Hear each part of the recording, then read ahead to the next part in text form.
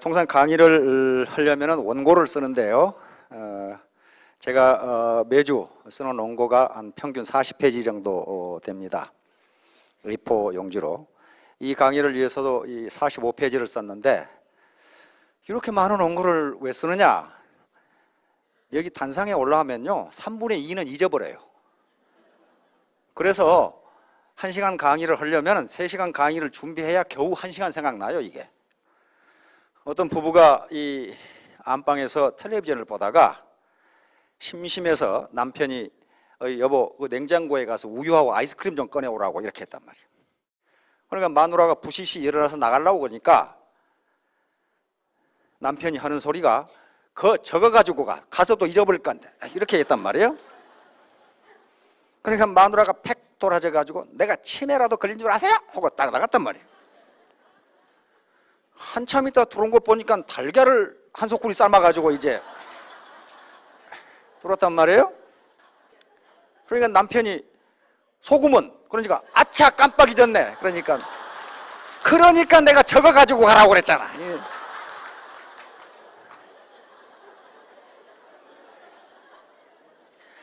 그게 다 똑같은 현상이에요. 이게 몇 분 빼놓고는 어떤 시골의 노신사가 서울로 딸을 시집 보내놓고 딸한테 한번 가보겠다고 그러니까 딸이 아버님께 전화를 했습니다. 서울은 눈 감으면 코베 가니까 절대로 뭐 사라고 하면 사지 말고 뭐 가입하라고 하면 하지 말고 이렇게 신신당부를 해요.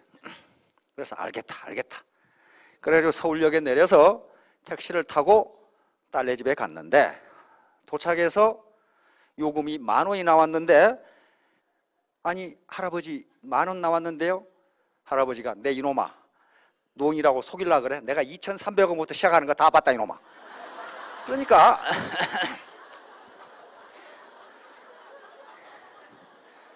사업을 하시다 보면 그런 분을 만나는 게 10분 중에 9분이 그런 분이에요. 설득하기가 무지무지 어려워요. 그래서 여기에 데려다 놓으라는 겁니다. 자, 그런데 그런 분들이 틀린 게 아닙니다. 자기가 보는 세상을 보는 관점이 달라서 그러거든요. 이게 뭐처럼 보여요?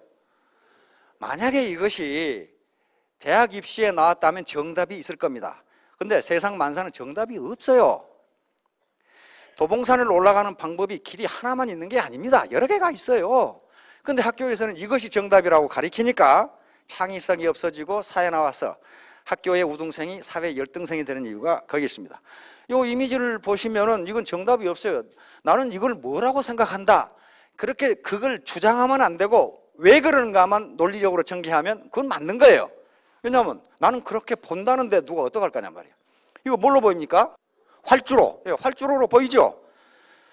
어떤 사람은 고속도로라고 또 그러더라고. 근데 제가 이걸 그린 것은 저 디자이너한테 이렇게 그려달라고 요구를 했어요. 이건 어떤 사나이가 서서 오줌 누는 장면을 뒤에서 그린 겁니다.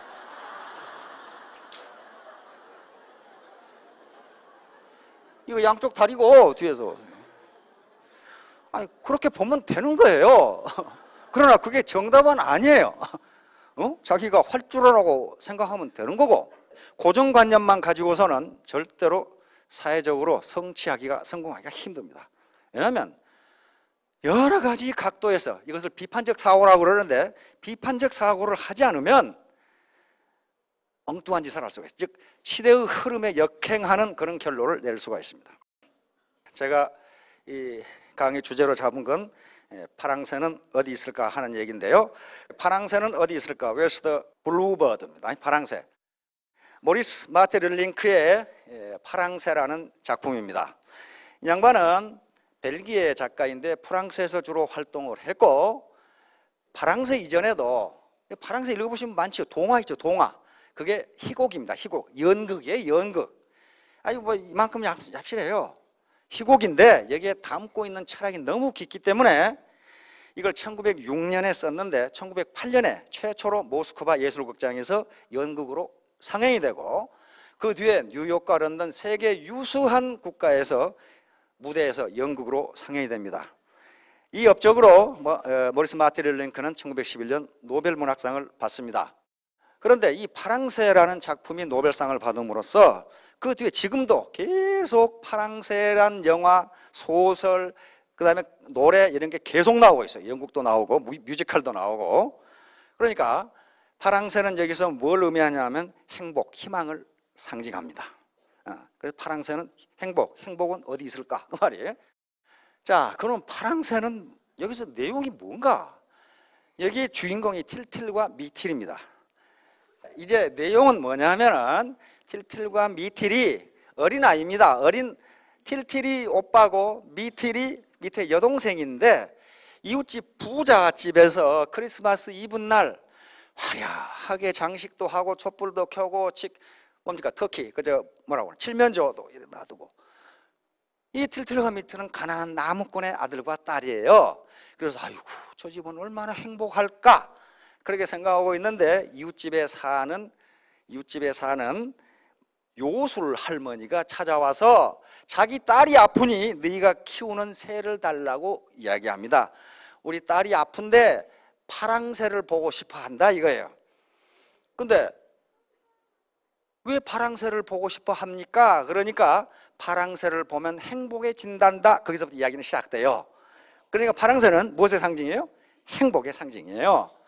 그런데 이 틸틸과 미틸이 자기 집 새장 속에 새를 키우고 있었는데 그것은 회색이란 말이에요. 그러니까 아이고 이건 파랑새가 아니네 하고 이제 파랑새를 찾아 떠나는데 바로 요술 할머니가 뭘 주냐 하면은 다이아몬드 모자를 줍니다. 그래서 다이아몬드 모자를 조금 돌리면 추억의 나라로, 추억의 나라라는 것은 돌아가신 분들이 사는 나라로, 조금 더 돌리면 미래의 나라로, 아직 태어날 아기들이 사는 나라로 이렇게 여행을 하도록 하는 요술 모자예요. 그래서 맨 처음에 추억의 나라에 들어갑니다. 추억의 나라에 들어가서 돌아가신 할머니와 할아버지를 만나는데 거기 가보니까 할아버지가 파랑새를 키우고 있어.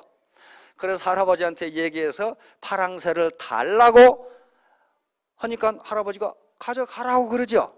가져가는데 그것을 가지고 밖으로 나오니까 파랑새가 죽어 있어. 혼자 간 게 아니고 틸틸과 미틸은 개와 고양이의 요정, 빛의 요정, 빵의 요정, 우유의 요정 이런 식으로 모든 사물이 의인화되어 있어요. 이 동화에는 의인화되어서 같이 갑니다. 그런데 이 추억의 나라에서 파랑새를 가져왔는데 빛의 요정을 보자. 다시 말하면 빛을 만나자. 어떻게 돼? 죽어 있더라. 그리고 다시 밤의 궁전으로 들어갑니다. 밤의 궁전으로 들어가는데 거기는 파랑새가 무지무지 많았어요. 그런데 파랑새를 잡아가지고 다시 나와서 빛의 요정에게 보이니까 또 죽어 있어요. 자, 그 뒤로 나무와 동물들의 요정이 사는 숲으로 가고 무덤 속에 들어가 보고, 왜냐하면 무덤 속에 파랑새가 있을지 모른다는 요술 할머니가 얘기를 해줬거든. 들어가 보고 나중에 결국 행복의 궁전에 들어가 보고 미래의 나라, 다시 말하면 앞으로 태어날 아기들이 사는 미래의 나라로 갔는데 거기도 파랑새가 없어요. 그래서 결국 새장을 가지고 파랑새를 잡으러 갔는데 파랑새를 잡지 못하고 와가지고 꿈에서 깹니다. 그러니까 지금까지 꿈을 헤맨 거예요. 그런데 마침 그때 이웃집 할머니가 자기 딸이 아픈데 파랑새를 갖고 싶어 한다고 찾아왔어요. 그래서 너희들이 키우는 새를 달라고 하니까 우리 새는 파랑새가 아닌데 하고 그 새장에 가보니까 새가 파랑새였어요. 그러니까 이 스토리는 뭘 의미하냐면은 행복은 멀리 있는 것이 아니다. 암만 몽환의 세계를 돌아다니고 백날 돌아다녀도 파랑새는 거기 없다. 파랑새는 바로 네 가까이 있다. 행복은 네 가까이 있다. 그러면서 건강의 요정, 그 다음에 아버지 어머니의 사랑의 요정, 그런 것들이 전부 파랑새다. 그 얘기를 계속하고 있어요. 진짜 파랑새는 행복을 의미합니다. 자, 애터미는 파랑새입니다. 이게 자세히 보라 이거야. 이게 파랑새인지 아닌지는 자기가 판단해야 돼요. 어떤 사람의 눈으로 보면 파랑새인데 어떤 사람의 눈으로 보면 회색새가 될 수도 있어요. 될 수도 있습니다. 이 파랑새를 이 모리스 마티렐링크의 책에 보면은 마지막 장면에 뭐가 나오느냐면은 꼬마가 할머니가 우리 손자딸이 아픈데 네가 키우는 새를 보면은 낫는다고 한다. 파랑새를 갖고 싶어 한다. 그래서 그 손녀딸에게 파랑새를 갖다 뒀더니 손녀딸이 낳았어요. 낳으니까 손녀딸이 고마워서 파랑새를 돌려주려고 가져왔다가 놓쳐버렸어. 날아가 버렸어요. 그래서 손녀딸이 우니까 틸틸이 이야기합니다. 내가 다시 잡아줄게. 내가 다시 잡아줄게. 다시 말하면 파랑새는 지금 공중에 있기 때문에 잡는 사람이 임자입니다. 잡는 사람이 임자예요. 자, 그래서 누구나 잡을 수 있는데 아무나 잡는 것은 아닙니다. 첫째, 자기가 이 파랑새가 파랑새인 것을 알고 잡으려는 집념이 있어야 돼요. 세상에 공짜는 절대로 없습니다. 누군가를 협박한다든가 뜯어먹어서 부자 된 놈 내가 한 놈도 못 봤어요. 한 놈 못 봤어요. 도박에서 돈 번 놈도 한 놈도 못 봤어요. 다시 말하면 뭔가 땀 흘리지 않고 얻는 소득은 금방 나간다는 거예요. 왜 그럴까요? 그 많은 소득을 포용할 만한 그릇이 안 되니까 그래요. 그릇이 안 돼요. 그런데 갑자기 많은 돈이 생겼어요. 그런데 자기가 땀 흘려서 버는 돈은 땀 흘리는 과정에서 그 돈을 포용할 만한 그릇으로 사람이 커집니다. 커져요. 그래서 금방 망하지 않는 겁니다. 자, 그래서 아무나 잡을 수 있는 건 아니에요. 누구나 잡을 수 있는데 노력하는 자만이, 진실로 원하는 자만이 잡을 수 있다는 겁니다. 자, 그러면 이제 기회, 이것이 바로 기회예요. 파랑새를 잡을 수 있는 기회인데 기회를 옛날 현자들은 어떻게 얘기했는지 한번 봅시다. 그리스 로마 신화에 나오고 최근 영국에서 나온 모든 문화권에 이 신화가 다 나옵니다. 이름만 다르지 다 나와요. 야, 기회의 신은 제우스의 아들입니다. 이렇게 생겼어요. 여기 남신으로 나오는데 벌거벗었죠?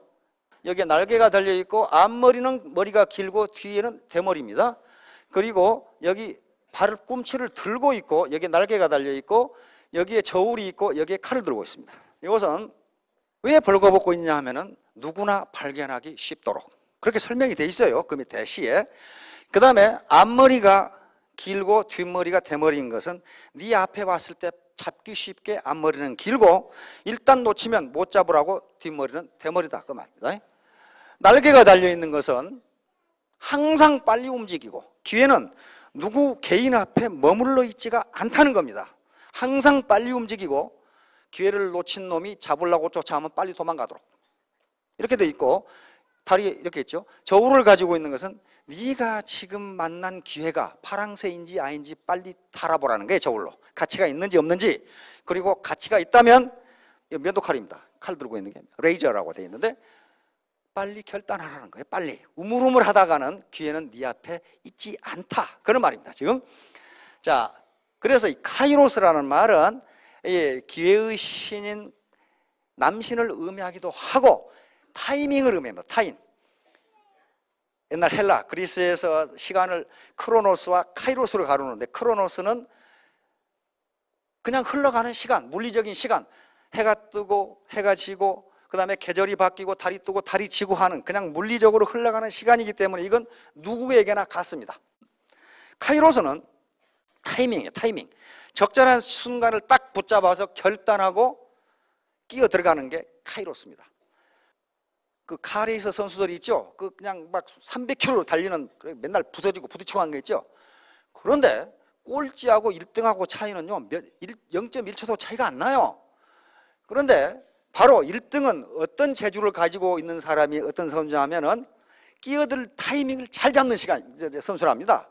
그래가지고 한번 앞에 가보면 안 놓쳐요.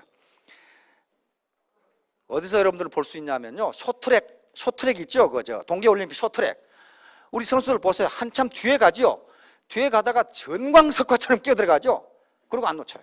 그런데 1등하고 2등하고 차이가 몇 초나 됩니까? 100분의 1초도 안 돼요. 그렇죠? 요거 한 날 차이죠. 요거 어떤 놈이 먼저 하느냐 그 차이예요. 그러니까 그 타이밍을 맞춰서 끼어들어가는 게 굉장히 중요하다. 따라서 인생이라는 긴 이 여행을 하는데도 어떤 이것이 기회인지 아닌지 타이밍을 잡아야 된다고 합니다. 자, 이제 이것이 로마 신화로 넘어오면 카이로스가 오카시오로 변합니다. 오카시오는 이제 여신으로 변합니다. 자, 여신이지요. 보니까 출렁이는 바다 위에 있습니다. 바다 위에 있는데 여기 뭡니까? 항상 움직이는 바퀴 위에 있어요. 요 스카프는 움직이고 앞머리는 길고 뒷머리는 없어요. 똑같습니다.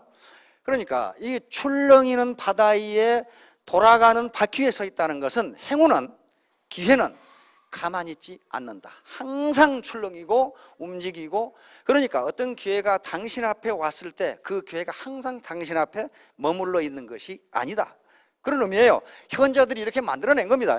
그리고 앞머리가 긴 것은 항상 잡으라고, 뒷머리가 없는 것은 일단 놓치면 못 잡게. 그리고 여기 스카프나 이런 걸 보면요, 이 출렁이를 보면 바람이 분다는 걸 상징합니다. 그렇죠?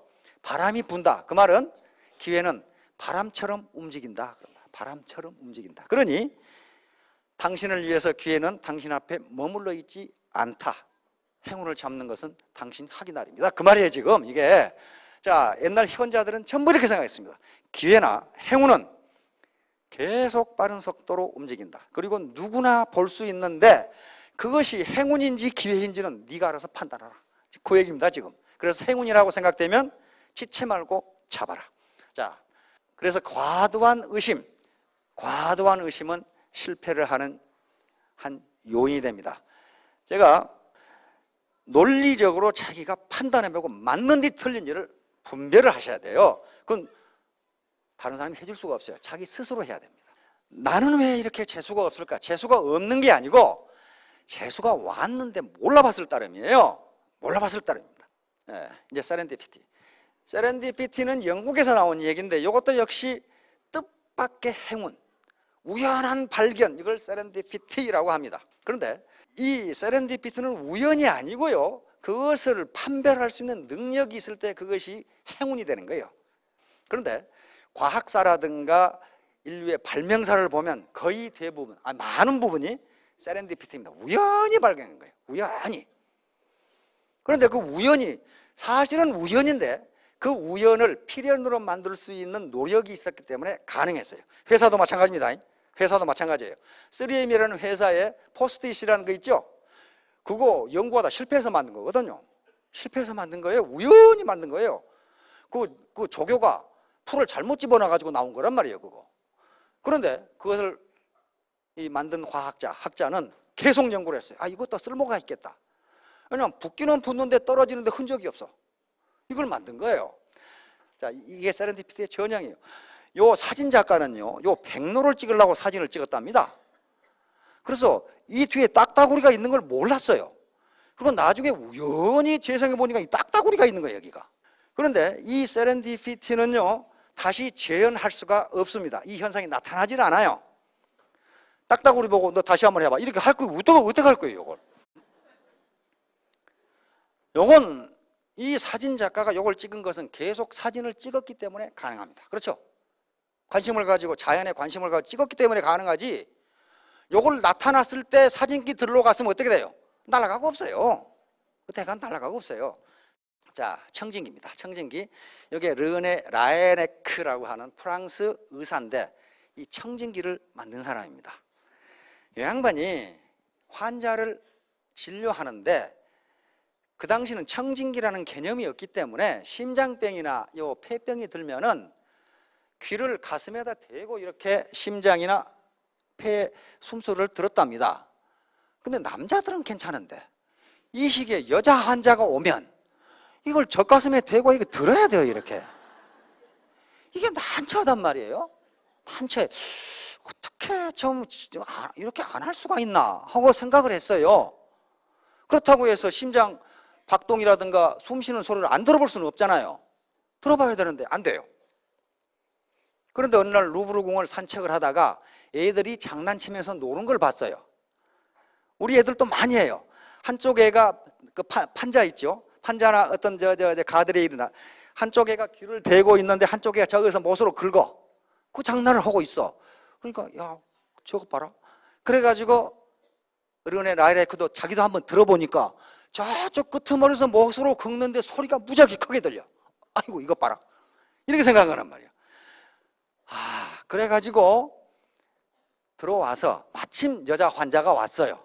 환자가 왔는데 젖가슴에다 귀를 안 대고 종이를 말았어요. 종이를 대나무 통처럼 말아가지고 여기다 대고 들어보니까 그냥 귀를 대고 듣는 것보다 더 잘 들려. 아, 이거다 하고 한 거예요. 이거다. 그래가지고 어떻게 하면 소리를 잘 들을 수 있을까 해서 만든 최초의 청진기가 요겁니다.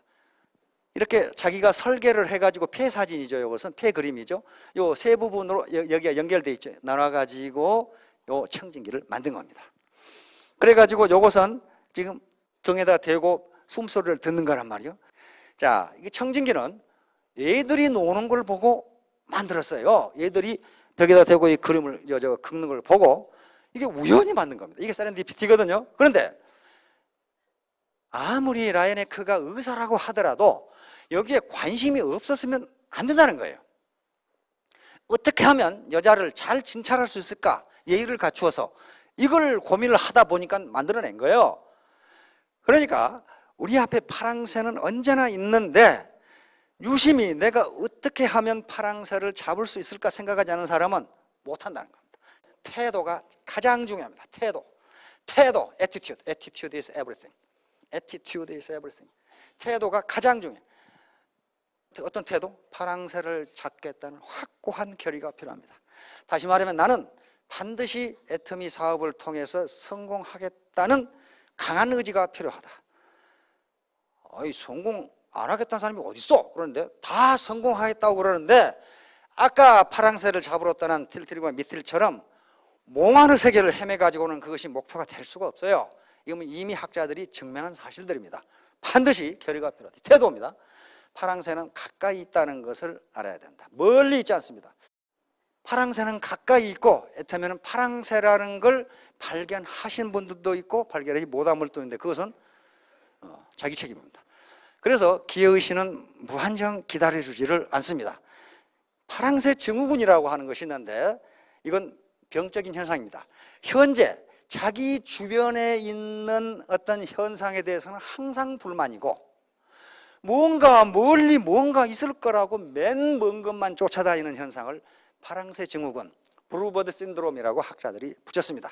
다시 말하면 파랑새라는 책에 나오는 것처럼 행복은 멀리 있는 것이 아니고 가까이 있고 그리고 파랑새는 저 추억의 나라나 바무궁전에 있는 게 아니고 내 집 세장에 있다는 그걸 지금 계속 강조하는 거예요.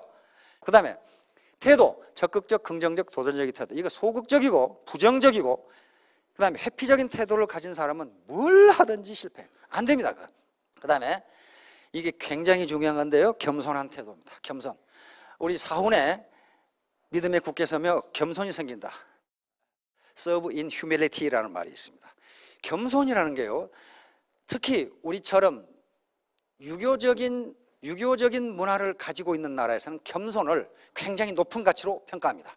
굉장히 높은 가치로 평가해요. 그런데 거만한 사람까지도 겸손한 사람을 좋아해요. 바로 왜 겸손해야 되느냐 하면은 이 사업은요 겸손하지 않으면 되지 않습니다. 왜냐하면 유통은 서비스인데 서비스를 제공하는 놈이 지가 더 높다고 생각하면 서비스를 누가 받겠냐 그 말이에요.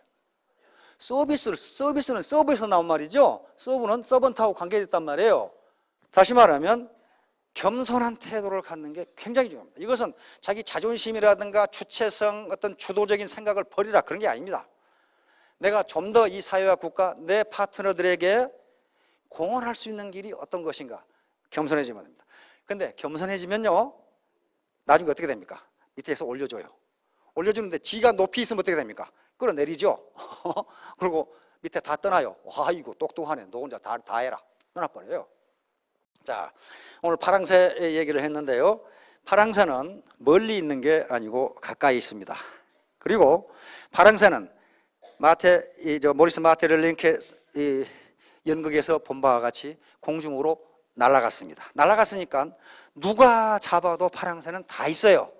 그런데 그 파랑새를 찾겠다는 확고한 의지 그리고 겸손한 태도도 임하면은 아마 3년 내에 여기 계신 분들은 1,000택, 2,000택, 5,000택까지 되리라고 생각합니다. 자, 5,000택 여러분 모두 행복하시기 바랍니다. 감사합니다.